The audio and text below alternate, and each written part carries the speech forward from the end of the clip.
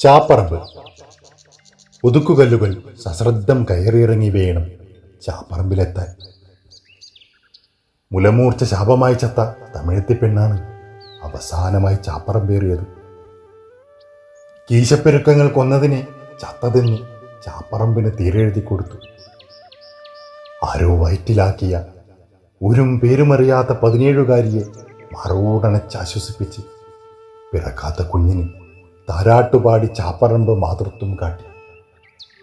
പട്ടിയും പൂച്ചയും എന്ന് വേണ്ട, ചോദിക്കാനും പറയാനും ആളില്ലാത്തതിനെല്ലാം മറുത്തൊന്നും പറയാതെ ചാപ്പറമ്പ് ഏറ്റുവാങ്ങി. ചാപ്പറമ്പിൽ ഒറ്റയ്ക്ക് കയറിയ ധീരയെന്ന് പ്രേമനൈരാശ്യത്താൽ കെട്ടിത്തൂങ്ങിച്ചത്ത സാഹിറയെ നാടുവാഴ്ത്തി. സാഹിറാൻ്റെ ഉപ്പാപ്പാൻ്റെ കുറ്റബോധം തളം കെട്ടി ആഞ്ഞിലി മരത്തിൻ്റെ വളർച്ച മുരടിച്ചു. കടം വന്ന് കുത്തിനു പിടിച്ചപ്പോൾ വർഗീസു ചേട്ടൻ പ്രായം മറന്നു സാഹിറയ്ക്ക് ഗുരുദക്ഷിണ നൽകി. പണ്ടെങ്ങൂ പാമ്പ് കടിച്ചു ചത്ത പശുവിൻ്റെ അസ്ഥികൂടവും നാട്ടുകൂട്ടം തല്ലിക്കൊന്ന പേപ്പട്ടിയുടെ നീളൻ തലയോട്ടിയും പുതകാല ചൂട് തട്ടാതെ ചാപ്പറമ്പിൽ അലങ്കാരമായി നിന്നു. ഇരുളു വീഴുമ്പോൾ ചാപ്പറമ്പുണരും.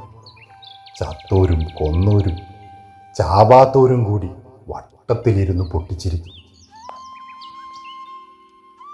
മുലമൂർച്ചയെ പേടിക്കാതെ തമിഴത്തി പെണ്ണും തുടയെടുക്ക് ഭയന്നു പൊത്താതെ 17കാരിയും കടക്കനെ പേടിക്കാതെ വർഗീസു ചേട്ടനും മതം ഭയക്കാതെ സാഹിറയും പാമ്പിനെ കൂസാതെ പശുവും പട്ടിയും പൂച്ചയുമെല്ലാം വേർതിരിവുകളില്ലാതെ ചാപ്പറമ്പിൻ്റെ കുഞ്ഞുങ്ങളാകും.